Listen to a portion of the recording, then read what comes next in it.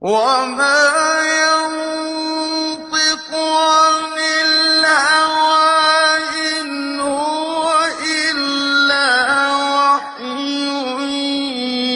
يوحى علمه شديد القوى ذو مرة.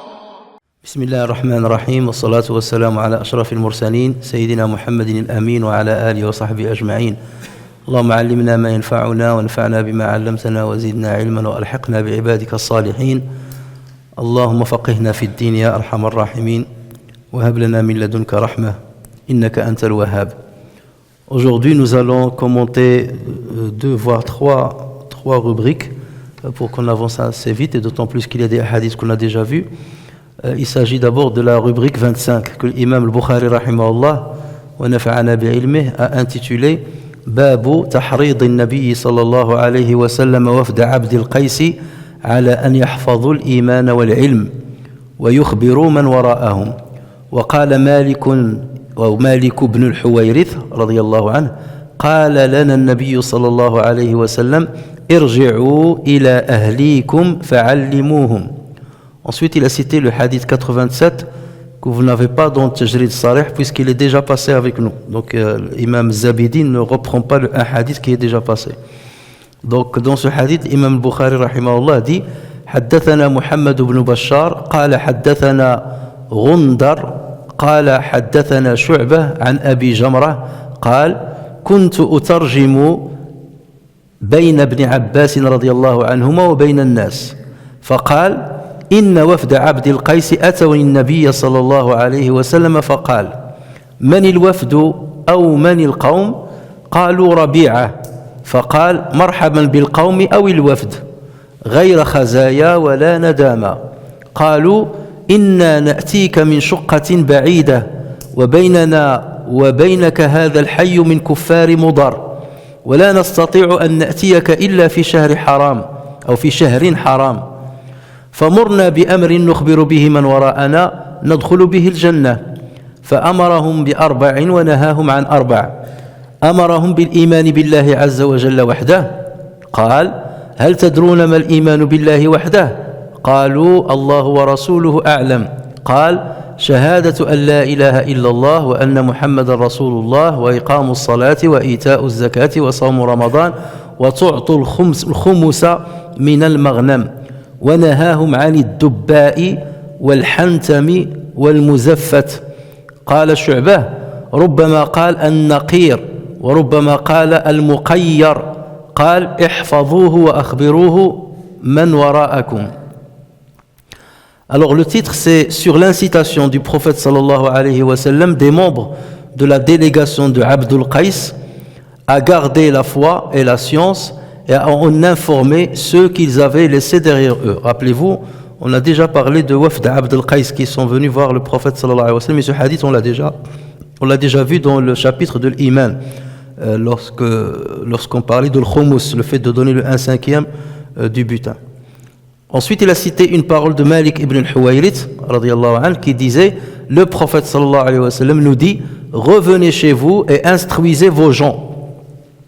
Et ensuite, il a cité ce hadith 87, l'imam Bukhari, donc en disant Muhammad ibn Bashar nous a rapporté sur Rundar, sur Shu'ba, sur Abi Jamra qu'il a dit je servais d'intermédiaire entre Ibn Abbas et les gens. Une fois, il dit à l'arrivée des membres de la délégation de Abdul Qais chez le prophète sallallahu alayhi wa sallam, celui-ci demanda qui sont ces députés ou ces gens.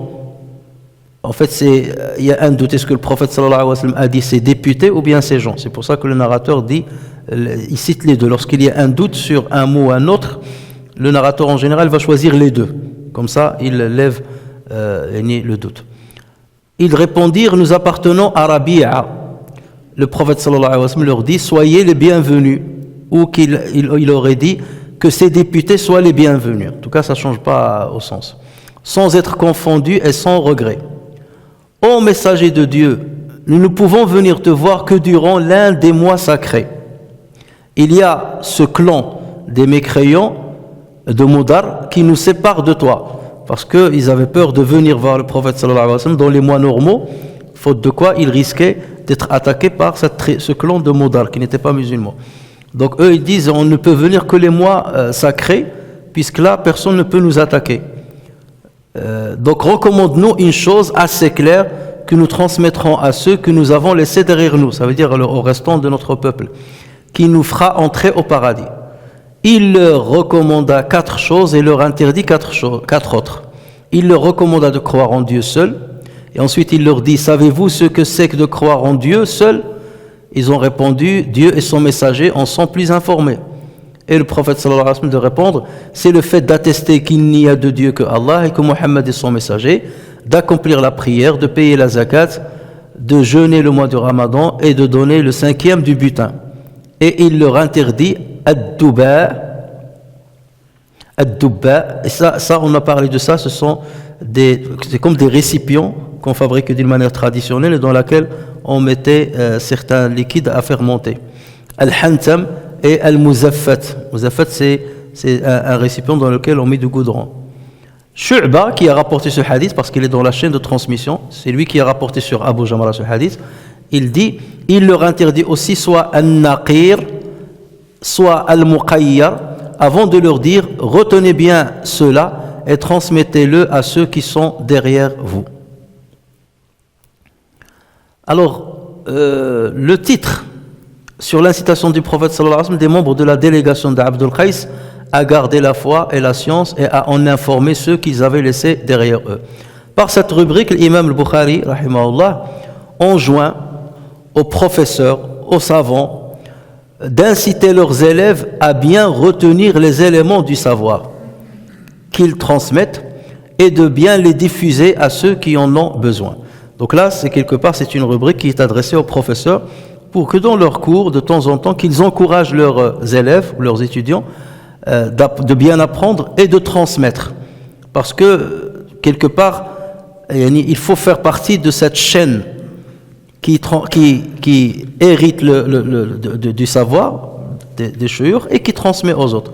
Donc c'est bien d'encourager les gens de le faire. On est toujours dans le chapitre de la science. Alors il cita, donc ensuite, après ce titre-là, l'imam al-Bukhari, il a cité une parole de Malik ibn al-Huwayrith. Ce dernier était en fait venu voir le prophète sallallahu alayhi wa sallam à Médine dans une délégation de jeunes hommes qui étaient à peine, ils ont dépassé un petit peu l'âge de la puberté, ils étaient adultes, mais des jeunes adultes. Et ces derniers sont venus depuis le Basra, depuis l'Irak, voir le prophète sallallahu alayhi wa sallam, et ils sont restés à Médine 20 jours. Et le prophète sallallahu alayhi wa sallam leur a enseigné certains éléments de la religion, notamment comment faire la prière. Et c'était quelque part la dernière délégation, et notamment Malik ibn al-Huwayrith, les derniers à avoir rapporté la manière avec laquelle le prophète sallallahu alayhi wa sallam priait. Et d'ailleurs, c'est Malik ibn al-Huwayrith qui nous rapporte l'assise de repos.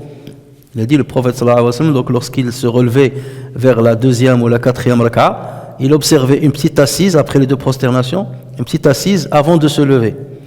Et ce hadith-là, cette assise-là, certains l'ont considéré comme une sunna, c'est le cas des Hanabila, et d'autres écoles comme le Malikiya ou le Hanaf, ils l'ont considéré comme une sunna pour celui qui en a besoin, puisque ces gens sont venus à la fin de la vie du prophète sallallahu alayhi wa sallam, et le prophète était âgé, malade, lourd, donc ils ont rapporté cette assise-là, donc parce que peut-être qu'il était malade, il ne fait pas partie vraiment de la prière. Et d'autant plus qu'il y a d'autres hadiths qui ne rapportent pas cette assise. Donc voilà pourquoi certains disent c'est une assise, c'est une sunna pour celui qui en a besoin. Si tu n'en as pas besoin, il n'y a pas besoin de t'asseoir avant de te lever. D'accord? Les Hanabila, non, ils se sont basés sur ce hadith-là. Dès qu'il est authentique, ils ont dit, puisque le prophète sallallahu alayhi wa sallam, il est mort, ces derniers jours il faisait ça, donc ça a abrogé ce qu'il faisait avant. Ou d'autres savants disent non. Donc c'est là où il y a cette divergence entre les savants. Est-ce qu'on marque cette assise de repos avant de se lever ou pas? Alors Malik ibn al-Huwayrith rapporta cette parole du prophète sallallahu alayhi wa sallam: revenez chez vous et instruisez vos gens. Lorsque le prophète sallallahu alayhi wa sallam a enseigné à cette délégation des jeunes pendant 20 jours, il a vu que c'était suffisant ce qu'ils ont pris, et donc c'est pour ça qu'il a dit: retenez ce que je vous ai donné et diffusez ça parmi les vôtres une fois vous reviendrez chez vous. Et c'est là où il leur a dit: si jamais l'heure de prière rentre que celui qui est le plus âgé d'entre vous dirige la prière, parce qu'en termes de savoir, ils étaient équivalents. Ils ont acquis le même savoir du prophète sallallahu alayhi wa sallam. Donc là, il leur a dit que le plus âgé devance les autres pour diriger la prière. Malik ibn al-Huwayrith radiyallahu anhu est mort en l'an 73 de l'Hégire à Al-Basra. Puis ensuite, donc, le Bukhari a cité le hadith qu'on a lu tout à l'heure. Et le hadith là, un petit rappel, c'était une délégation, on a déjà vu, c'était une délégation de 12 à 13 personnes qui sont venues de la tribu de Abdul Qais. La tribu, il se trouve dans Najd. Ils sont venus se convertir, et d'ailleurs c'est la première ville qui a prié la prière du vendredi après Médine. Première ville qui a prié le Jumu'ah, c'est Médine. Et ensuite la deuxième, c'était Abdul Qais. Et c'était, si ma mémoire est bonne, en l'an 5 de l'Hégire. Et ils avaient Ashaj, donc leur chef, le prophète sallallahu alayhi wa sallam, il lui a dit, il y a deux vertus chez toi qu'Allah azza wa jal aime. Al-hilm ou al-anat, la magnanimité, et al-anat, ça veut dire tu ne te précipites pas. On a déjà vu ça, donc je ne vais pas tarder là-dessus, parce qu'on a vu tout ça dans le hadith 53. Revenez au hadith 53, vous aurez tout le commentaire de ce hadith. Et c'était lorsqu'on a parlé de la rubrique de Babul Ada il Khumusi min al-Iman. Payer le cinquième du butin fait partie de la foi. Voilà, maintenant on passe à une deuxième rubrique, la rubrique suivante, la rubrique 26, que l'imam al-Bukhari rahimahullah a intitulée Babul Rihlati fil Mas'alati Nazilati wa Ta'limi Ahlih. Ensuite il a cité le hadith 88 qui est numéroté 77 dans Tajrid as-Sarih de l'imam Zabidi, et dans lequel il a dit حدثنا محمد بن مقاتل ابن الحسن قال أخبرنا عبد الله قال أخبرنا عمر بن سعيد بن أبي حسين قال حدثني عبد الله بن أبي مليكة عن عقبة بن الحارث أنه تزوج ابنة لأبي إيهاب بن عزيز. Certains disent Uzayz, alors que le plus correct c'est Aziz. Dans certains livres vous allez trouver Uzayz. C'est Abi Ihab ibn Aziz. فأتته امرأة فقالت إني قد أرضعت عقبة والتي تزوج. فقال لها عقبة ما أعلم أنك أرضعتني ولا أخبرتني. فركب إلى رسول الله صلى الله عليه وسلم بالمدينة فسأله فقال رسول الله صلى الله عليه وسلم كيف وقد قيل. ففارقها عقبة ونكحت زوجا غيره. Donc le titre de cette rubrique c'est sur le déplacement pour avoir une réponse à une question survenue et sur le fait d'instruire les siens, c'est-à-dire la famille proche. Et le hadith, donc, Imam Bukhari a dit, Muhammad ibn Muqatil, Abu al-Hassan, nous a rapporté sur Abdullah, ici c'est Abdullah ibn Mubarak, sur Omar ibn Sa'id ibn Abi Hussein, sur Abdullah ibn Abi Mulaika, sur Uqba ibn al-Harith, que ce dernier avait épousé la fille d'un homme qui s'appelle Abu Ihab ibn Aziz. Et une femme de venir dire à ce dernier, c'est-à-dire à son père, j'ai allaité et Uqba et celle qu'il a épousée. Ça veut dire, si je les ai allaités, c'est qu'ils sont frères de lait. Ils sont mes enfants de lait. Et donc ils sont frères de lait. Et ils étaient déjà mariés. Ils se sont déjà mariés. J'ai allaité Uqba et celle qu'il a épousée. Uqba, lorsque l'information lui est parvenue, il répondit, j'ignore que tu m'as allaité. Tu ne m'as jamais parlé de cela. Sur ce, il prit sa monture et se dirigea vers Médine. Là, il interrogea le messager sallallahu alayhi wa sallam qui lui dit comment alors qu'on vient de te le dire, et ni comment est-ce possible de la garder comme épouse alors qu'on vient de te le dire. Uqba quitta alors sa femme qui put ensuite se marier à un autre homme. Alors déjà le titre sur le déplacement pour avoir une réponse à une question survenue et sur le fait d'instruire les siens. Rappelez-vous dans la rubrique 19, le titre de la rubrique était Babul Khuruji fi talabi al-ilm, sur le fait de voyager pour chercher le savoir. Et on a rapporté justement un hadith relatif au voyage de Jabir ibn Abdillah qui est parti de Médine jusqu'à Cham pendant un mois pour aller vérifier un seul hadith, que le hadith là il a bien été dit par Abdullah ibn Unais. On a déjà vu ça. Quelle est la différence entre le titre de la rubrique 19 et le titre de cette rubrique? Là-bas, on voyageait pour aller chercher le savoir, un hadith en l'occurrence. Ici, c'est voyager pour chercher une réponse à une question. Et ça fait partie du savoir. La fatwa est du savoir. Donc c'est pour ça que l'imam Bukhari a distingué entre l'autre rubrique et celle-ci. Donc ici, Uqba en l'occurrence va aller chez le prophète sallallahu alayhi wa sallam jusqu'à Médine parce que Uqba il habitait à la Mecque, on va le voir, et il va lui poser la question, voilà ce qui est arrivé, qu'est-ce que je dois faire maintenant que je sais que cette femme-là est ma sœur de lait. Alors dans cette rubrique, le Bukhari parle du voyage pour aller chercher une réponse à une question survenue à titre personnel, c'est-à-dire c'est la personne concernée qui a besoin de la réponse qui voyage lui-même, à propos de laquelle on ne trouve pas de réponse. Il parle également du fait d'instruire sa propre famille, puisque Uqba, à son retour, il a instruit sa femme qu'il ne pouvait plus rester avec elle et qu'il devait se séparer. Alors, le hadith rapporté dans cette rubrique concerne Uqba ibn al-Harith, qui est un compagnon mécois qui a embrassé l'islam lors de la conquête de la Mecque. Donc il ne fait pas partie de Muhajirin. Il s'est converti à l'islam tardivement, donc lors de la conquête de la Mecque. Alors il est surnommé Abu Sarwa'a. Et certains disent non, Abu Sarwa'a c'est le surnom de son frère. Donc il y a une divergence entre les savants sur ce surnom. Et il est mort pendant la khilafa de Abdullah ibn al-Zubayr à la Mecque. Donc il est mort à la Mecque. Ce hadith-là, c'est le seul hadith que Uqba a rapporté sur le prophète sallallahu alayhi wa sallam. C'est le seul hadith qu'il a rapporté sur Uqba ibn al-Harith. Pourquoi? Parce que lui, il vivait à la Mecque. D'accord? Et le prophète sallallahu alayhi wa sallam, il vivait à Médine. Et donc, il s'est déplacé, c'est-à-dire pour cette raison-là, suite à l'histoire qui lui est arrivée, pour questionner le prophète sallallahu alayhi wa sallam. Il a dit, tu divorces de cette femme-là parce qu'il n'est plus tu peux plus rester avec elle puisqu'elle est ta sœur de lait. Et il est revenu à la Mecque et il y est resté jusqu'à la mort du prophète sallallahu alayhi wa sallam. Donc il n'a pas assez fréquenté le prophète sallallahu alayhi wa sallam pour qu'il rapporte plusieurs hadiths. Il a rapporté que ce hadith-là, mais avec plusieurs versions, citées par plusieurs narrateurs. Uqba ibn al-Harith radiyallahu anhu s'est marié avec une fille, comme on a dit, comme c'était dans le hadith, la fille de Abu Ihab ibn Aziz, et cette fille-là, elle s'appelait Raniya.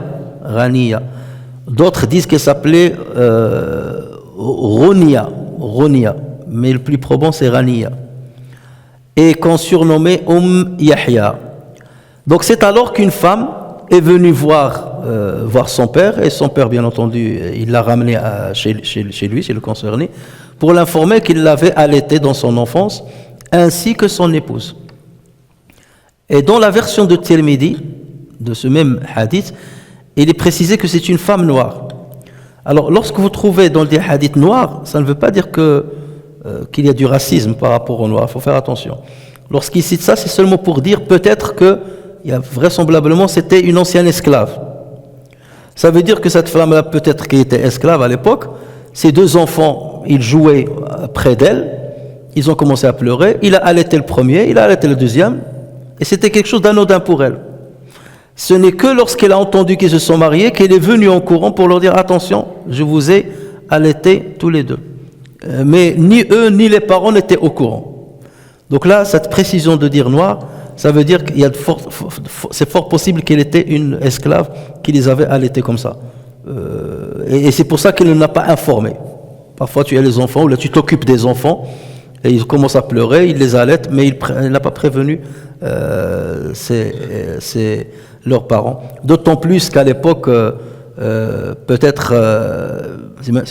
c'est sûrement, ils n'étaient pas encore musulmans. Donc même la loi dit l'allaitement, la fraternité par allaitement, c'est l'islam qui l'a ramené. Donc c'est pour ça qu'ils ne voyaient pas d'importance à donner cette information à la famille. Et peut-être c'est parce qu'ils sont devenus musulmans qu'elle a donné cette précision. Donc, ayant été surpris de cette nouvelle qui rend de fait caduc son mariage avec sa femme, Uqba lui dit qu'il ne connaissait pas cette information, comme s'il remettait en cause ce témoignage. Forcément, il n'était pas content d'apprendre cette nouvelle. Je viens de marier avec une femme que j'ai aimée, voilà, ils sont mariés, et là j'apprends qu'elle était ma sœur de lait. Et ça, nous on ne connaît pas jusqu'à maintenant le hikmah de pourquoi l'islam interdit à ce qu'on se marie avec une personne ni lorsqu'on a allaité tous les deux de la même mère ou de la même femme. C'est qu'il doit y avoir forcément une influence du lait pendant l'allaitement sur la physiologie qui fait que s'il y a un mariage, peut-être qu'il y a un risque pour les enfants que ce couple pourrait avoir. Mais en tout état de cause, jusqu'à maintenant, personnellement, je ne connais pas d'éléments scientifiques qui diraient qu'il y a une influence du lait dans ce domaine-là. Mais sûrement, si Allah Azza wa Jalla interdit, c'est qu'il doit y avoir quelque chose. Donc arrivera le moment où la science leverait le voile sur le secret de cette interdiction, et ça c'est sûr et certain. Dans la version de ce même hadith rapporté par Ibn Hibban, il est précisé que Uqba a interrogé ses beaux-parents, c'est-à-dire les parents de sa femme, sur cette information. Et eux, ils ont précisé aussi qu'ils n'étaient pas au courant, comme lui. Donc ce qui fait qu'il y avait quand même un petit doute dans sa tête. On n'a pas de précision, c'est cette femme qui nous le dit, témoignage d'une femme, est-ce qu'on le prend en compte ou on ne le prend pas en compte. C'est pour ça qu'il a dit, je préfère, vu qu'il y a un doute, que j'aille voir le prophète sallallahu alayhi wa sallam jusqu'à Médine. Donc sur des affaires importantes, le musulman, lorsqu'il ne trouve pas de réponse localement, là où il habite, là où il réside, c'est vivement conseillé qu'il se déplace chez les savants qui peuvent lui répondre. Heureusement maintenant on a des moyens de communication qui nous permettent d'entrer en contact avec les savants sans pour autant se déplacer. Donc c'est alors qu'il décida d'aller à Médine pour interroger le prophète sallallahu alayhi wa sallam sur ce qu'il fallait faire. Et le prophète sallallahu alayhi wa sallam lui répondit qu'il fallait se séparer de cette femme. Regardez le prophète sallallahu alayhi wa sallam, sa réponse, il a dit Kayfa wa qad qil. Comment alors qu'il a été déjà dit que tu es son frère. Ça veut dire on suppose que lui il essaie de trouver une excuse pour qu'il ne se divorce pas d'elle. Oui, mais peut-être qu'il y a un doute. Donc est-ce que je peux la garder parce qu'on ne sait pas, moi je ne suis pas au courant, cette femme ne nous a jamais mis au courant, il n'a jamais mis au courant les parents de ma femme. Là le prophète sallallahu alayhi wa sallam, qu'est-ce qu'il a dit? Il a dit comment veux-tu la garder? C'est ça la signification. Kayfa wa qad qil. Comment veux-tu la garder alors que ça a circulé entre les gens que cette femme-là vous a allaité tous les deux. Donc tu ne peux pas courir le risque de rester avec elle parce qu'il y a ce doute-là, d'autant plus que les gens risquent de parler et de dire il est marié avec sa sœur de lait. Et ça va nuire à vous, ça va nuire peut-être à vos enfants. Ils vont dire vous êtes nés d'une relation interdite, des choses comme ça. Donc pour couper barrage à toutes les critiques éventuelles qu'on aurait pu proférer contre ce couple, le prophète sallallahu alayhi wa sallam dit non, maintenant que l'information est sortie, on prend en compte le témoignage de cette femme-là et on considère que c'est ta sœur du lait, donc vous ne pouvez pas rester marié. Donc c'est ça la décision du prophète sallallahu alayhi wa sallam. Et justement le hadith nous précise que cette femme-là s'est remariée, elle a divorcé de Uqba, elle s'est mariée avec... alors divorcée ou séparée, Allahu a'lam, le hadith ne le précise pas. Parce que l'acte de mariage tel qu'il a été fait est caduc, il est de soi caduc, d'accord? C'est comme s'il n'existait pas. Donc après, est-ce qu'il fallait citer la répudiation verbalement, la répudier verbalement ou pas? Le hadith en tout cas ne le précise pas. Et cette femme elle s'est mariée avec un autre homme qui s'appelait Dhuraib. Donc voilà ce qu'on peut dire sur cette rubrique et sur ce hadith. Et on termine avec la rubrique suivante, où il y a un hadith beaucoup plus long et avec plusieurs informations. C'est la rubrique 27 que l'imam al-Bukhari rahimahullah a intitulé Babu tanawubi fil ilm. Et il a cité le hadith 89 qui est numéroté 78 dans Tajrid Sarih, et dans lequel l'imam al-Bukhari rahimahullah a dit حدثنا أبو اليمان أخبرنا شعيب عن الزهري. Qu'est-ce que vous voyez après? La lettre Ha. Ça veut dire quoi ça? On l'a déjà vu une fois, il y a longtemps. Lorsque vous voyez dans une chaîne de transmission la lettre Ha, comme vous le voyez comme ça, Ha ça veut dire tahwil. On peut traduire ça par bifurcation. Ça veut dire que l'imam al-Bukhari, il a commencé à citer une chaîne de transmission. Une fois il arrive à quelqu'un, il va citer une deuxième chaîne de transmission qui va arriver à cette même personne. C'est pour nous dire qu'il y a deux chaînes de transmission qui vont converger vers la même personne avant de continuer jusqu'au prophète sallallahu alayhi wa sallam, ou jusqu'au compagnon. D'accord? C'est ce qu'on appelle tahwil. Dès que vous voyez ha, ça veut dire tahwil. Donc là, ha, qala Abu Abdillah. Qui est Abu Abdillah? On a souvent dit ça. C'est l'imam al-Bukhari. C'est le Bukhari. Celui qui écrit, parce que celui qui écrit, c'est l'élève de Bukhari qui écrit. Donc, حدثنا, donc ça, le Bukhari, حدثنا, donc le Bukhari dit, حدثنا أبو اليمان, أخبرنا شعيب عن الزهري. Ensuite, le Bukhari, il était assis, donc il dictait, ou bien quelqu'un lisait son livre, et le Bukhari leur a dit, il y a une autre chaîne. Donc, حدثنا, قال أبو عبد الله. Donc, le Bukhari a dit, donc c'est Abu Abdillah. وقال وهب. Donc il y a un autre homme qui s'appelle Wahb. Ada c'est un des élèves de Malik. أخبرنا يونس بن يزيد عن ابن شهاب عن عبيد الله بن عبد الله بن أبي ثور عن عبد الله بن عباس عن عمر, ainsi de suite. Regardez, quel est l'homme ici où il y a l'intersection des deux chaînes?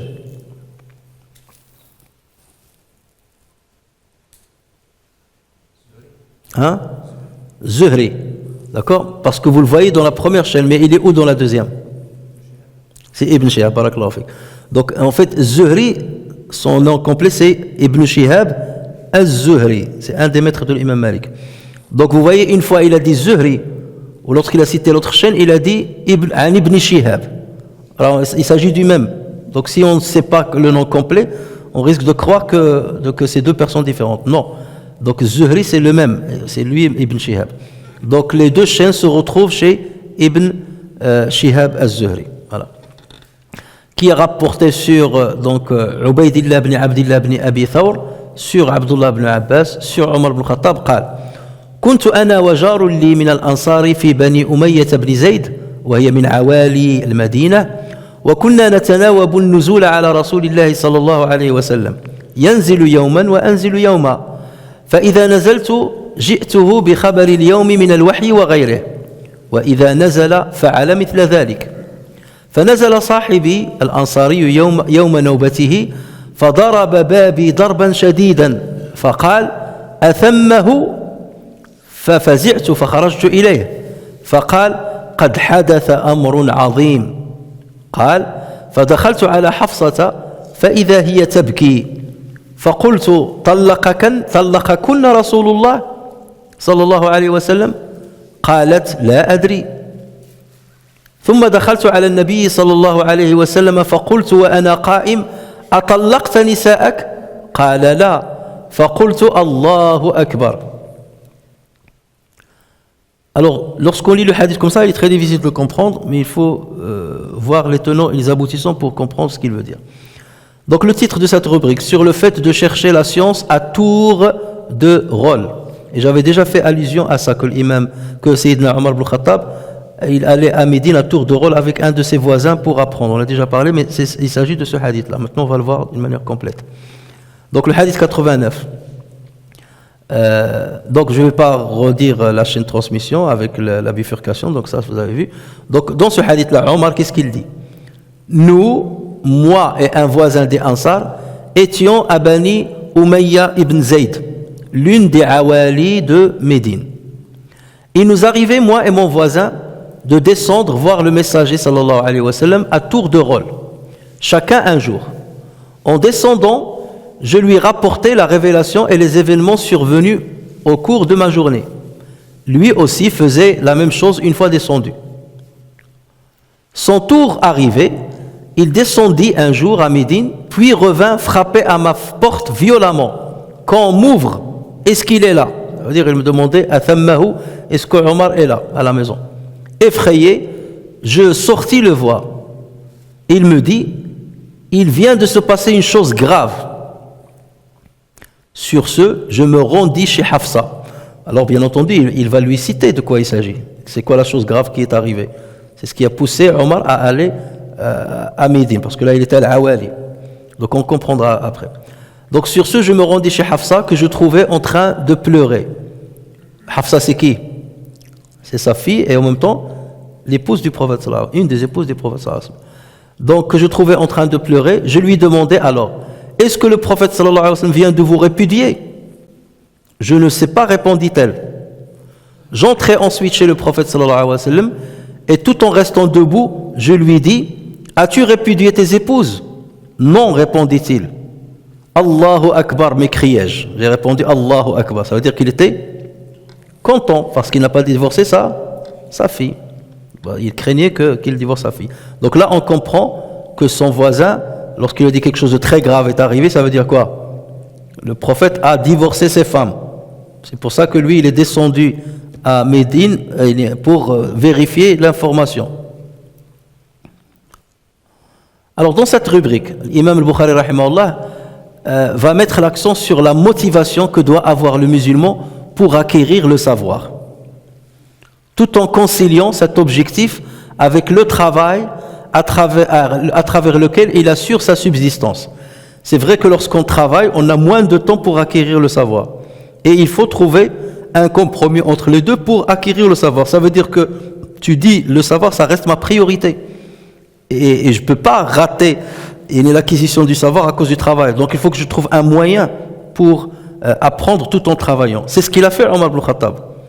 Parce que lui, il habitait à Al-Awali, parce qu'il avait un terrain, peut-être qu'il avait des palmiers et tout ça, parce que c'est une région où il y a beaucoup de palmiers. Et d'ailleurs, c'est là-bas les meilleures dates de l'Ajwa, sur lesquelles d'ailleurs le prophète sallallahu alayhi wa sallam parle. Il parle de l'Ajwa de l'Awali.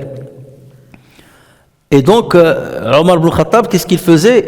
Lui, d'un côté, il est loin de Médine, donc il est loin de la mosquée du prophète. Et il ne peut pas, c'est à quelques kilomètres, il ne peut pas descendre tous les jours pour voir le prophète et entendre les nouveautés, entendre les réponses du prophète, le wahi. Donc, qu'est-ce qu'il a trouvé comme moyen?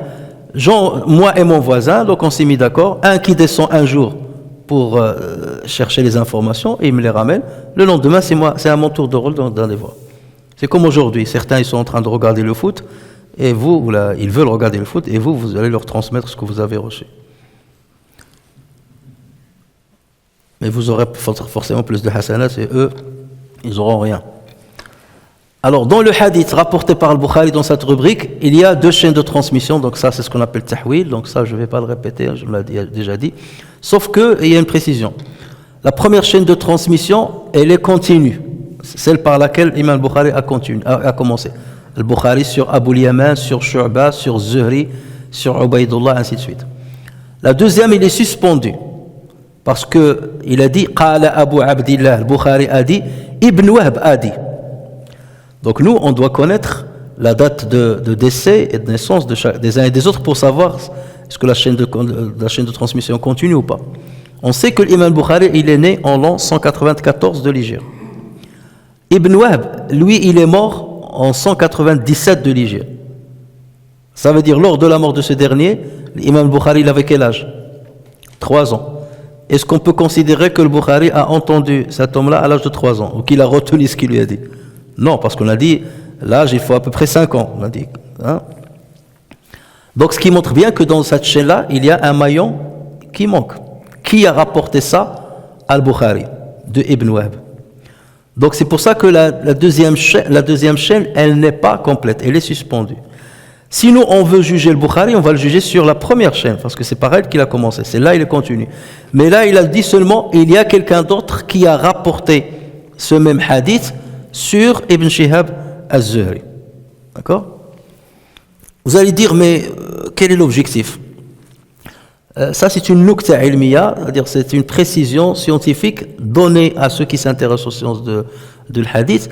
C'est seulement pour dire que Shu'aib, qui a rapporté ce hadith sur Zuhri, il s'appelle Shu'aib ibn Hamza, il est mort en l'an 170.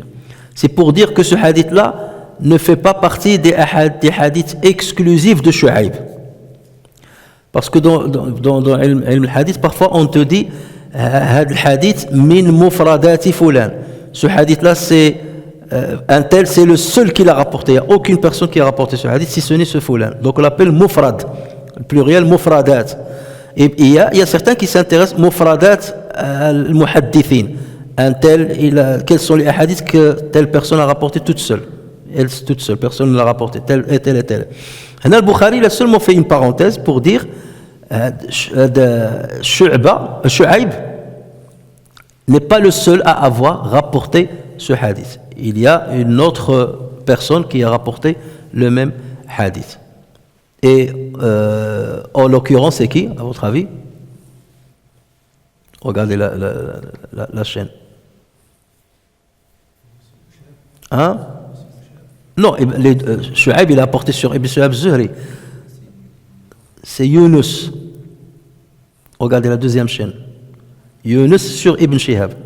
Donc il est en train de dire, ce hadith-là, Shu'aib n'est pas le seul à l'avoir rapporté sur Zuhri. Il y a une autre personne, en l'occurrence Yunus, qui l'a rapporté aussi sur Zuhri. D'accord? Donc ça c'est une précision. Et Shu'aib, c'est Shu'aib ibn Abi Hamza, était le scribe de l'imam Zuhri. C'est lui qui écrivait ces hadiths. Et il a rapporté presque 1700 hadiths qu'il a écrits sur l'imam Zuhri. Et vous voyez, il est devenu bien avant le Bukhari. Le Bukhari il est né en 194, alors que Shu'aib, il est mort en l'an 162. Et il a rédigé 1700 hadiths rien que sur Zuhri. Ça, c'est une réponse à ceux qui disent oui, il a fallu attendre le Bukhari au IIIe siècle pour qu'il écrive les hadiths. Non, les hadiths étaient déjà écrits avant lui. Bukhari, il a seulement tamisé certains hadiths, une partie des hadiths. Alors, le maillon qui manque dans la deuxième chaîne, parce que le Bukhari n'a pas rapporté tout le maillon, il a été cité par Ibn Hibban. Donc, le maillon, en fait, c'est deux personnes. C'est Qutayba sur Harmala sur Ibn Wahb. D'accord? Donc Harmala a rapporté ce hadith sur Ibn Wahb et Qutayba l'a rapporté sur Harmala et le Bukhari l'a rapporté sur Qutayba. Et le Bukhari n'a pas cité toute la chaîne dans le détail parce que ce n'était pas son but. Il a jeté une chaîne et là c'était seulement une parenthèse qu'il a mis, donc il n'était pas obligé de citer les détails de qui il a rapporté. Alors Omar ibn Khattab radiallahu anhu, donc on rentre maintenant dans le hadith.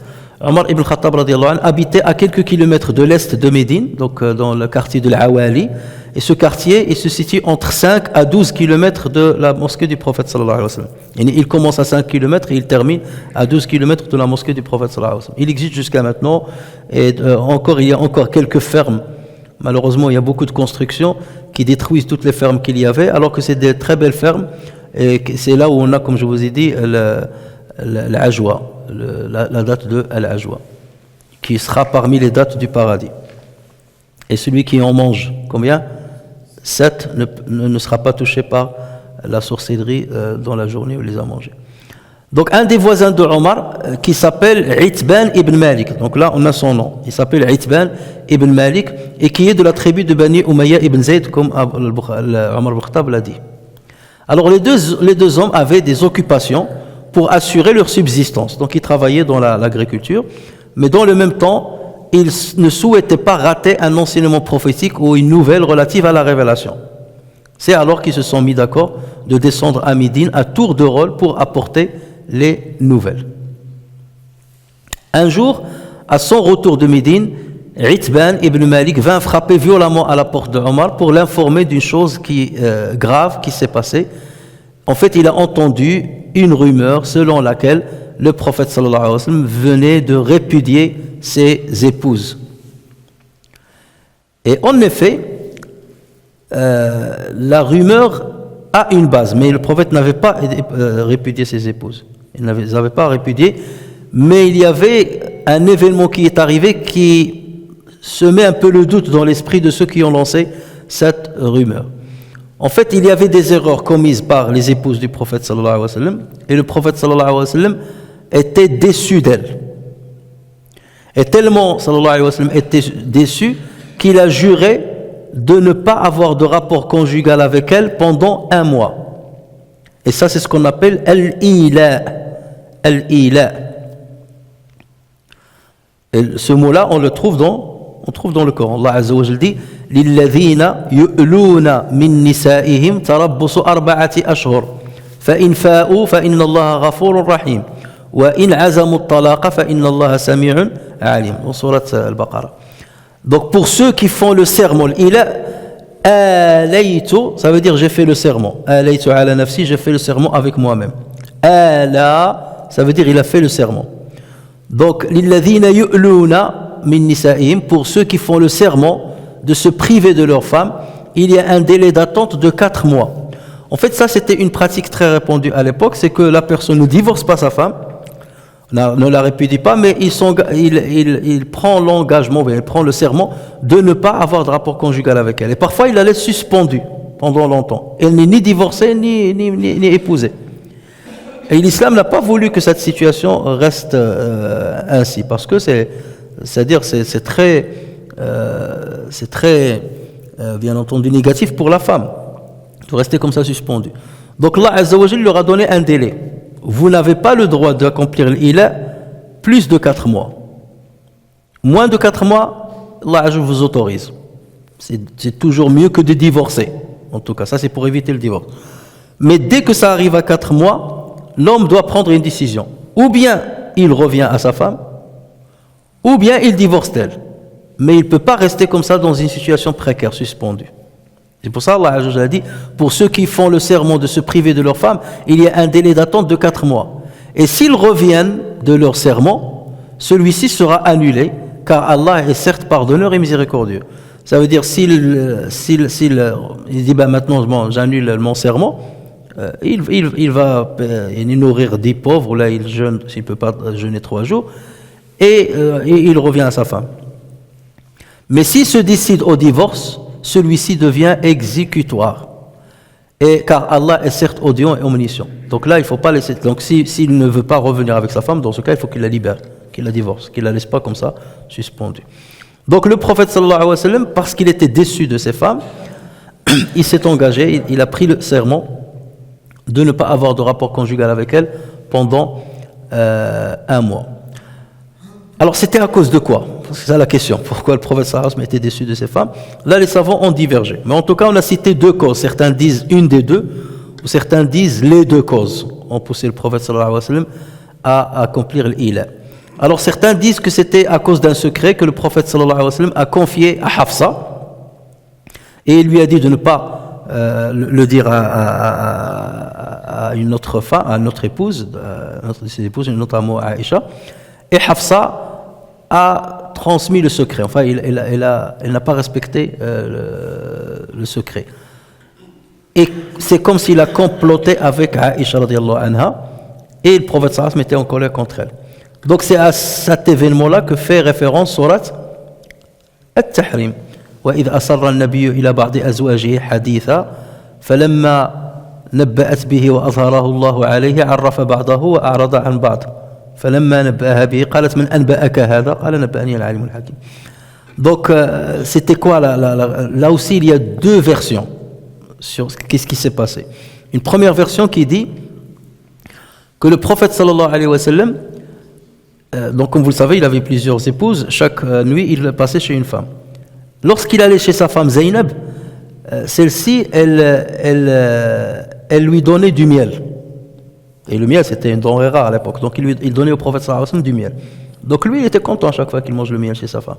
Et il en fait part aux autres femmes. J'ai mangé le miel chez Zaynab. Donc les femmes, Hafsa et Aïcha, ils étaient jalouses, comme toutes les femmes. J'étais très jalouse. Donc ils ont dit, cette femme-là, il a commencé à avoir le privilège là, de lui donner donc nous, il faut qu'on trouve une astuce pour un peu qu'il ne prenne plus chez elle le miel, et comme ça on est à pied d'égalité.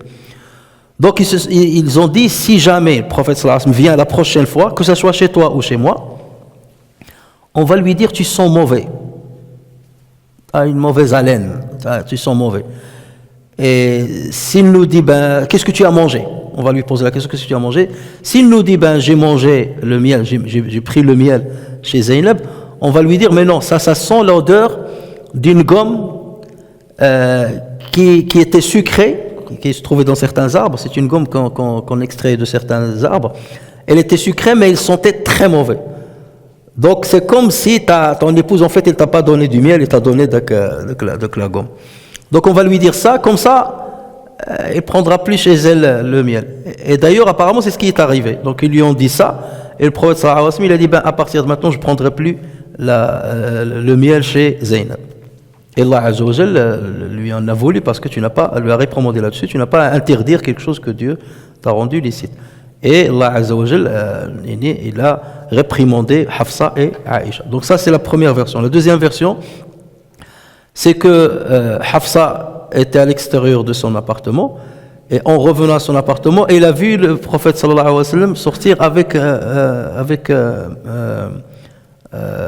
Maria al-Qibtiyya, avec son esclave Maria.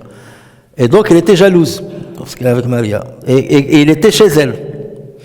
Donc lorsqu'il a vu ça, elle était en colère. Lorsqu'il l'a fait savoir au prophète sallallahu alayhi wa sallam, le prophète il était gêné, il lui a dit ne le dis pas à Aïcha parce qu'elle va être encore plus jalouse que toi, et je m'engage à ne plus avoir de rapport avec Maria.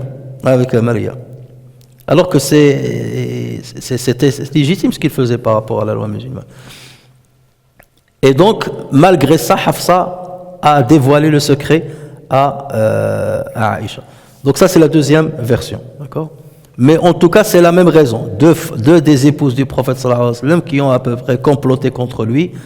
Et c'est pour ça qu'Allah les a réprimandés. Asa rabbuhu in tallaqakunna an yubdilahu azwajan khayran minkun.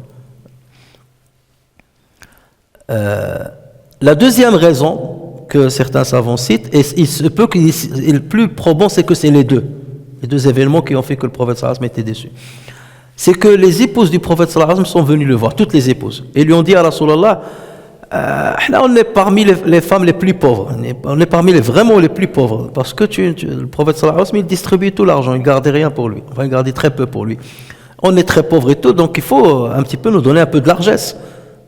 Toi tu peux toucher le butin, tu peux avoir toucher donc donne-nous une partie du butin, tu as la capacité de nous ramener encore plus de jouissances terrestres. Et le prophète sallallahu alayhi wa sallam, ça il n'a pas aimé. Ça veut dire vous êtes avec le prophète sallallahu alayhi wa sallam est à 7, il se contente du minimum, donc vous aurez l'ajr, vous aurez la récompense, mais vous voulez les biens matériels, pourquoi pas. Et donc Allah Azza wa Jal a révélé ce verset là. Ya ayyuhan nabiy qul li azwajika in kuntunna turidna zinata al-hayati ad-dunya in kuntunna turidna al-hayata ad-dunya wa zinataha fata'alayna umatti'kunna, si vous voulez la vie d'ici-bas ainsi que ses jouissances, venez que je vous donne ces jouissances là. Umatti'kunna, ça veut dire je vous divorce. Et lorsque tu divorces une femme, tu es invité à lui donner ce qu'on appelle le mut'a, une somme d'argent pour que la relation ne reste pas tendue entre vous deux. Donc fata'alayna umatti'kunna wa usarrihkunna sarahan jami'a, je vous donne les biens matériels et après je vous divorce. Wa in kuntunna turidna Allah wa rasulahu wa ad-dar al-akhirah fa inna Allah a'adda lil muhsinati minkunna ajran 'azima. Donc ô prophète, dis à tes épouses, si c'est la vie présente que vous désirez et sa parure, alors venez, je vous donnerai les moyens d'en jouir et vous libérerez par un divorce sans préjudice. Mais si c'est Allah que vous voulez et son messager, ainsi que la demeure dernière, le paradis, Allah a préparé pour les bienfaisantes parmi vous une énorme récompense. Donc choisissez, soit vous restez avec moi, mais vous allez vous contenter du minimum, vous n'aurez pas les jouissances d'ici-bas, mais vous aurez le prophète comme mari et vous aurez le paradis. Et si vous voulez les jouissances terrestres, je vous donne les jouissances et je vous libère. Donc c'est pour ça que le prophète était déçu de ces femmes, c'est qu'ils aient demandé des jouissances terrestres. Donc c'est ce qui a fait que le prophète sallallahu alayhi wa sallam a décidé, a juré de ne pas avoir de rapport conjugal avec elle pendant 30 jours. Alors donc certains disent que c'était à cause d'un secret que le prophète sallallahu alayhi wa sallam a confié à Hafsa, donc ça je l'ai cité. Donc ça c'est un doublon ici en fait. Donc l'information du serment du prophète sallallahu alayhi wa sallam, lorsqu'il a fait le serment de ne pas avoir de rapport avec, elle est parvenue aux familles de ses différentes épouses. Et au fur et à mesure, ça s'est diffusé.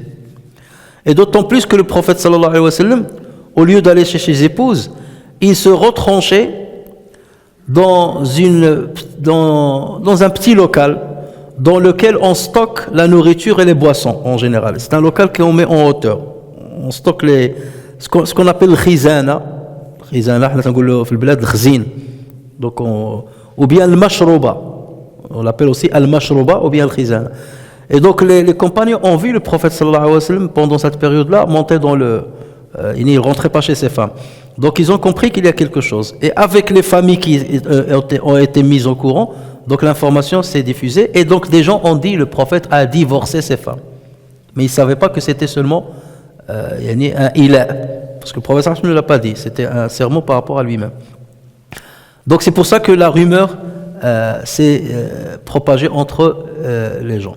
Et donc une fois Itban Ibn Malik, son voisin, était descendu, il a entendu la rumeur, c'est pour ça qu'il est revenu rapidement pour mettre au courant Omar, puisque sa fille Hafsa est une des épouses du prophète sallallahu alayhi wa sallam. Alors, dans le hadith, donc Omar dit, sur ce, je me rendis chez Hafsa, que je trouvais en train de pleurer. Je lui demandai alors, est-ce que le prophète sallallahu alayhi wa sallam vient de vous répudier? Je ne sais pas, répondit-elle. Parce que le prophète ne leur a pas parlé que je vous ai répudié ou quoi que ce soit. Pour comprendre un peu plus de détails dans ce qui s'est passé, c'est qu'il y a une autre version dans laquelle Omar donc a accompli la prière du Fajr derrière le messager. C'est-à-dire, c'était le lendemain quand Omar est descendu à Médine. Puisqu'on imagine que Itban, il passait toute la journée à Médine, donc il revient le soir après l'Aïcha.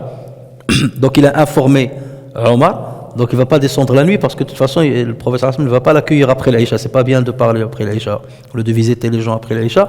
Donc il a attendu le Fajr, il est descendu à Médine, Omar, il a prié le Fajr et il voulait parler au prophète au départ. Mais le prophète sallallahu alayhi wa sallam, il s'est retranché directement dans le mashrouba, dans le local là, la réserve. Donc comme il l'a vu aller dans la réserve, et il a mis un concierge devant. Donc Omar, en fait, il est allé voir d'abord Aïcha, avant d'aller voir Hafsa. On a une autre version qui donne plus de détails. Donc, il voulait parler au prophète. Le prophète est allé dans le local, dans la réserve. Donc, et donc, Omar est allé chez Aïcha. Ça, c'est la version de Muslim. Et il lui a dit à Aïcha, est-ce que le prophète sallallahu alayhi wa sallam vous a divorcé? J'ai entendu qu'il vous a divorcé. Et Aïcha de lui dire, Mali wa ma laka ya ibn al-Khattab, alayka bi'aybatik. Pourquoi tu viens me poser la question, Ibn al-Khattab? Va demander à Aybatik, à ta fille, Hafsa. Elle aussi, elle était en colère parce qu'elle est dans la même situation. Pourquoi tu me poses la question? Va demander à ta fille. Donc c'est là où il est parti voir sa fille après. La deuxième fois. Et celle-ci donc était au fait de la rumeur, mais elle n'avait aucune confirmation du prophète sallallahu alayhi wa sallam. Et donc il lui dit, va voir le prophète, demande directement au prophète, moi j'ai pas de réponse. Et c'est là donc qu'il est allé, et il lui a dit, il est dans sa mashrouba, le mashrouba donc dans cette réserve. Et donc c'est comme ça qu'il est parti pour vérifier l'information. Et c'est comme ça toujours, lorsqu'on entend une rumeur, il faut aller à la source. Même si la rumeur a été répandue par plusieurs personnes. C'est pas parce qu'il y a 20 personnes qui ont dit une rumeur que la rumeur est vraie. Parce que là, ça s'appelle pas tawatur, le caractère notoire d'une information. Là, la rumeur, parce qu'une personne peut donner une rumeur. Et après, il peut être répété par 1000 personnes. C'est pas parce qu'il y a 1000 qu'ils ont raison. Le problème, il est dans la personne qui a menti.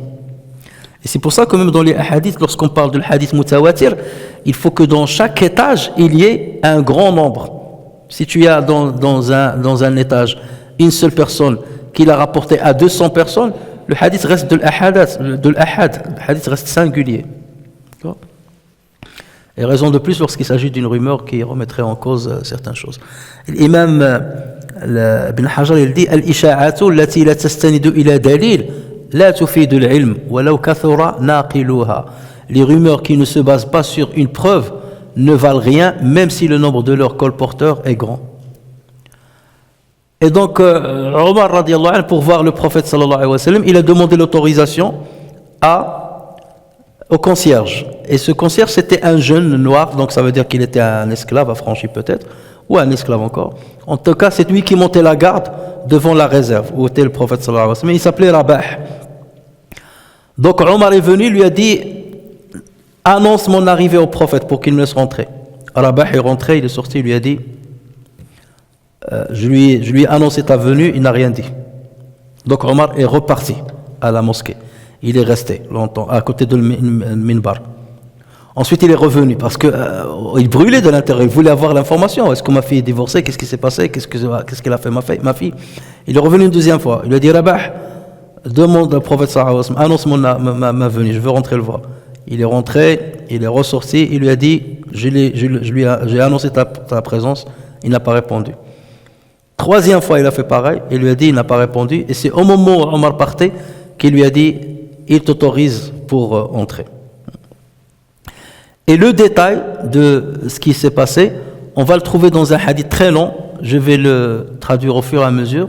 Et là, on va comprendre mieux le hadith. Donc c'est, en tout cas dans le hadith qu'on a entre les mains, il a dit, j'entrais ensuite chez le prophète et tout en restant debout, je lui ai dit, as-tu répudié tes épouses? Non, répondit-il. Et c'est là où j'ai dit, Allahu Akbar. Comme ça se termine le hadith. Mais on trouve un autre hadith rapporté par le Bukhari lui-même, où on trouve plus de détails. Et c'est le hadith numéro 5843. Et c'est dans le chapitre réservé aux habillements. Babul Libas, ou Kitabul Libas. Alors que dit le hadith? Donc le hadith est rapporté sur Ibn Abbas qui a dit j'ai toujours insisté pour avoir la réponse sur une question. Quelles sont les deux femmes que Allah Azza wa Jal a citées dans Surat Tahrim? Et à propos de qui il a dit In tatuba ila Allahi faqad sagat qulubukuma. Si vous vous repentez à Dieu, ça veut dire que vos cœurs ont fléchi. C'est qui ces deux femmes? Donc il a dit je voulais poser la question à Omar, mais je voulais pas le gêner. Donc j'attendais quel est le bon moment pour lui poser la question. Donc il a dit j'ai attendu jusqu'à ce que Omar a accompli le pèlerinage. Et j'ai accompli le pèlerinage avec lui. Et une fois, lorsqu'on était en cours de route, il est parti pour accomplir ses besoins et je lui ai ramené de l'eau pour qu'il fasse les ablutions. Et donc au moment où je lui versais de l'eau pour faire les ablutions, je lui dis Ya Amir al-Mu'minin, man il-mar'atani min azwaj al-Nabi sallallahu alayhi wa sallam allatani qala Allah fihima in tatuba ila Allah faqad sagat qulubukuma. Qui sont ces deux femmes du prophète sallallahu alayhi wa sallam à propos desquelles Dieu a dit ce verset? Et Omar m'a dit wa ajaban laka ya ibn Abbas. Ah toi Ibn Abbas, tu lâches pas, tu lâches rien. Ibn Abbas c'est Turjuman al-Coran, l'interprétateur du Coran. Donc lui il voulait savoir tous les détails du Coran. Donc c'est légitime qu'il pose la question pour comprendre les tenants, les aboutissants de cette sourate. Donc il lui a dit wa ajaban laka ya ibn Abbas. Thumma qal hiya Aisha wa Hafsa. Il s'agit de Aisha et Hafsa. Ensuite il a commencé à me raconter ceci. Donc c'est Ibn Abbas qui parle. Donc il m'a dit, Omar m'a dit, nous étions, nous autres Qurayshites, des gens qui dominions nos épouses. Kunna ma'shara Quraysh qawman naghlibu an-nisa. Falamma qadimna al-Madina wajadnahum qawman taghlibuhum nisa'uhum. Lorsque nous sommes venus à Médine, on a trouvé que chez les Médinois c'est l'inverse. C'est les femmes qui dominent les hommes. Alors que les Muhajirines, c'est les hommes qui dominaient les femmes. Et donc, fatafiqa nisa'una yata'allamna min nisa'ihim. Il a dit, nos femmes ont commencé à apprendre des femmes de Médine. Et elles ont commencé à prendre du pouvoir sur nous. Wa kana manzili fi bani Umayyah ibn Zayd fi al-Awali. Donc ma maison, là où j'habitais, c'était à al-Awali, dans la tribu de bani Umayyah ibn Zayd. قال فتغضبت يوما على امرأتي فإذا هي تراجعني فأنكرت أن تراجعني. Donc un jour, je me suis mis en colère avec ma femme, donc il y avait une dispute avec ma femme, et donc elle a commencé à me répondre. Alors que d'habitude, chez les Qurayshites, la femme ne répond jamais à l'homme, c'est l'homme qui domine, donc la femme, elle se taisait. Donc elle a commencé à me répondre, et en plus, Omar ibn Khattab. Donc فأنكرت أن تراجعني, j'ai pas compris comment elle ose me répondre. فقالت, donc il lui a dit ça, comment se fait-il que tu me répondes, que tu commences à me répondre, c'est ma classe ça. فقالت ما تنكر أن أراجعك فوالله إن أزواج النبي صلى الله عليه وسلم لتراجعنه وتهجره إحداهن اليوم إلى الليل. Il lui a dit, pourquoi tu t'étonnes que je te réponde? Même les épouses du prophète sallallahu alayhi wa sallam, ils répondent au prophète sallallahu alayhi wa sallam. Et plus que ça, c'est qu'ils le boudent pendant toute une journée ou une nuit. Il boude, il le boude. Donc je ne fais pas quelque chose d'extraordinaire. Et le prophète ne dit rien. Donc c'est pas toi qui vas me réprimander, alors que le prophète ne réprimande pas ses femmes lorsqu'il le boude et lorsqu'il lui répondent. Donc Omar il dit فانطلقت فدخلت على حفصة. Je suis tout de suite parti chez Hafsa. فقلت أتراجعين رسول الله? Tu réponds au prophète lorsque vous disputez, tu lui réponds. قالت نعم وتهجره إحدانا اليوم إلى الليل. Quand oui, je lui réponds, et même on peut le bouder et le quitter, ne pas rester avec lui pendant toute la journée jusqu'à la nuit. قال قد قلت قد خاب من فعل ذلك منكن وخسر أفتأمن إحداكن أن يغضب الله عليها لغضب رسول الله صلى الله عليه وسلم فإذا هي قد هلكت لا تراجعي رسول الله صلى الله عليه وسلم ولا تسأليه شيئا وسليني ما بدا لك. Il lui a dit, mais vous n'avez pas honte, vous n'avez pas peur que le prophète sallallahu alayhi wa sallam se mette en colère et qu'Allah azza wa jal se met en colère pour la colère du prophète contre vous? Ne réponds jamais au prophète sallallahu alayhi wa sallam. Et si jamais tu veux poser une question, viens me la poser à moi. Mais si tu as un problème, viens me voir moi-même. Mais jamais tu passes par le prophète sallallahu alayhi wa sallam. Il faut rester bien avec eux. Et ensuite il lui a dit ولا يغرنك إن كانت جارتك هي أوسم وأحب إلى رسول الله منك. قال لها يعني ne t'emporte pas si ta voisine, sa voisine c'est qui? Aïcha. قال لها يعني c'est pas parce que ta voisine est plus belle que toi, d'accord, et plus aimée par le prophète sallallahu alayhi wa sallam que ça te pousse à répondre au prophète ou à entrer en litige avec lui. D'accord, donc ça veut dire qu'il est en train de calmer sa fille pour qu'elle ne rentre pas. Parce que Hafsa, en fait, déjà, c'est la fille de Omar. Donc déjà, il avait un tempérament fort. Et en plus, elle a commencé à être imprégnée par le tempérament des Médinoises. Donc deux raisons qui font que Omar a commencé à avoir peur. Donc je ne veux pas qu'elle cause un problème avec le prophète ou que le prophète la divorce, quelque chose comme ça. Et donc il a dit... c'est là où il a ramené ce hadith-là. J'avais un voisin, on descendait pour ramener les informations de Médine et tout, il est venu toquer sur ma porte et tout ça. Et lorsqu'il m'a dit, le prophète a divorcé ses femmes, donc là, tu vois, le hadith il est le même. Lorsqu'il a dit, donc c'est ce que j'ai dit, Khabat Hafsatu wa khasirat, qad kuntu adhunnu hadha ka'ina. Il a dit, malheur à Hafsa, elle a tout perdu. Je savais que ça allait arriver. Pourquoi? Parce qu'elle répond au prophète. فلما صليت الصبح, donc j'ai prié الصبح, شددت على ثيابي, j'ai ramassé mes vêtements, ثم نزلت فدخلت على حفصة. Ensuite je suis rentré chez Hafsa. فإذا هي تبكي, je l'ai trouvé en train de pleurer, je lui ai dit, le prophète vous a divorcé? Elle m'a dit, je ne sais pas, il est dans le mu'tazal, il est dans la réserve, في هذه المشروبة, dans ce local. Mashrouba, c'est parce qu'on met sharab, ce qu'on boit, on fait les réserves de l'eau à l'intérieur. قال فأتيت غلاما له أسود, donc je suis venu, j'ai trouvé donc un concierge, un jeune noir. فقلت استأذن لعمر, demande l'autorisation pour que Omar rentre. Donc bref, ça reprend ce que je viens de vous dire, donc je ne vais pas lire tout le hadith. Et donc trois fois, à chaque fois, il lui disait, le prophète sallallahu alayhi wa sallam ne t'a pas autorisé. Jusqu'à la troisième, lorsqu'il voulait partir, c'est là où il lui a dit, maintenant il te dit, viens, rentre. فدخلت فسلمت على رسول الله فإذا هو متكئ, donc j'ai trouvé le prophète sallallahu alayhi wa sallam yani accoudé sur un hasir au-dessus duquel il y avait le raml, il y avait de sable, et avec le hasir, et il y avait la trace de raml et de hasir sur ses côtés. Il n'y avait rien dans cette chambre en fait. فقلت أطلقت يا رسول الله نساءك, يا رسول الله, est-ce que tu as divorcé tes femmes? قال فرفع رأسه إلي, donc le prophète était assis, il a levé la tête vers moi Et il m'a dit non. فقلت الله أكبر. Et ensuite il lui a dit لو رأيتنا يا رسول الله, si tu voyais, cher prophète, nous les Qurayshites, on était des hommes qui dominions nos femmes. Et depuis, et les femmes de Médine, lorsqu'on est venu, elles dominent leurs hommes. Et ils ont commencé à influencer nos femmes. Et un jour, je me suis mis en colère contre... Il lui a raconté tout ce qu'on vient de dire.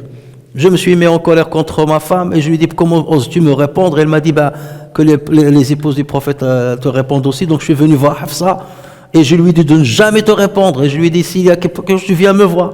Donc il est en train en fait de se justifier pour lui dire, ne te mets pas en colère contre Hafsa. Alors il a été influencé par les femmes de Médine. Il lui trouve une excuse pour calmer le prophète sallallahu alayhi wa sallam. Et le prophète sallallahu alayhi wa sallam, donc lorsqu'il lui a raconté, il a commencé à sourire. Fatabassama Rasulullah sallallahu alayhi wa sallam 2 fois. Il a souri la première fois lorsqu'il lui a dit voilà les femmes de Médine et tout ça.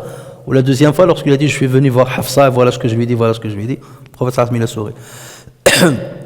Ensuite, Omar a dit فقلت أستأنس يا رسول الله أستأنس, qu'est-ce que tu me permets de t'asseoir à côté de toi pour qu'on discute un petit peu, ou tu es en colère, tu veux rester seul? أستأنس يا رسول الله فقال نعم, il a dit نعم. فجلست, donc je me suis assis. فرفعت رأسي في البيت, j'ai commencé à regarder ce qu'il y avait dans cette chambre. فوالله ما رأيت شيئا يرد البصر, j'ai pas vu grand chose qui peut interpeller mon regard, parce que la chambre était vide, c'est seulement une réserve. Illa uhuban thalatha, sauf 3 morceaux de peau qui étaient comme ça dans cette chambre. فقلت يا رسول الله ادعو الله أن يوسع على أمتك فقد وسع الله على فارس والروم وهم لا يعبدونه. Donc je lui dis, ya Rasulallah, demande à Dieu de nous donner des largesses. Regarde comment Allah a donné des largesses à Fars et à Rome. Donc pourquoi pas nous sommes, alors qu'eux ils ne l'adorent pas, alors que nous on adore Dieu. Alors Omar a dit fastawa jalisan. Dès que le prophète a entendu ça, alors qu'il était accoudé, il s'est mis assis. Là, il n'a pas aimé le prophète qui lui dit ça. Et il lui a dit afi shakkin anta ya ibn al-Khattab ulaika qawmun ujjilat lahum tayyibatuhum fil hayati ad-dunya. Oh Omar, est-ce que tu as un doute? Est-ce que tu as un doute qu'Allah Azza wa Jalla, même si on n'a pas d'argent, ça ne veut pas dire qu'on n'est pas agréé. On est agréé par Dieu. Donc, le Force et Rome, ce sont un peuple à qui Allah Azza wa Jalla a avancé les biens dont ils pouvaient jouir ici-bas, mais ils n'auront rien dans l'au-delà. Alors que nous, la récompense est dans l'au-delà. Donc ça veut dire, Omar, n'aie jamais de doute sur ça. C'est pas parce que tu vois les musulmans qui sont dans la difficulté ou là dans l'épreuve que Allah Azza wa Jalla ne les aime pas, ou leur adoration elle est vaine, ou là leur religion est vaine. Non, est-ce que tu doutes ou quoi? فقلت استغفر لي يا رسول الله. Donc je lui dis, ya Rasulallah, demande à Dieu de me pardonner parce que j'ai dit cette phrase là. Donc vous voyez, c'est un beau hadith. Déjà ça vous montre déjà le contexte de ce qui s'est passé. Ça nous permet de savoir que le prophète sallallahu alayhi wa sallam a pris l'engagement, il n'a pas divorcé ses femmes, donc il a pris l'engagement de ne pas avoir des rapports conjugaux avec elles. Et d'ailleurs dans un autre hadith, le prophète sallallahu alayhi wa sallam est venu chez Aïcha le 29e jour. Et dès qu'il s'est rapproché d'elle, il lui a dit ah, tu as pris l'engagement de ne pas te rapprocher de nous 1 mois. Ouais. Et là, ce n'est que 29e jour. J'ai compté jour après jour. Et elle attend. J'ai compté. Et il lui a dit, c'est là où le prophète lui a dit, le mois peut se terminer à 29 jours. Et le prophète il est revenu, c'est que le mois, il a respecté son serment jusqu'à la fin du mois. Et là, c'était le cas de ce mois-ci. Il s'est terminé à 29 plutôt qu'à 30 jours.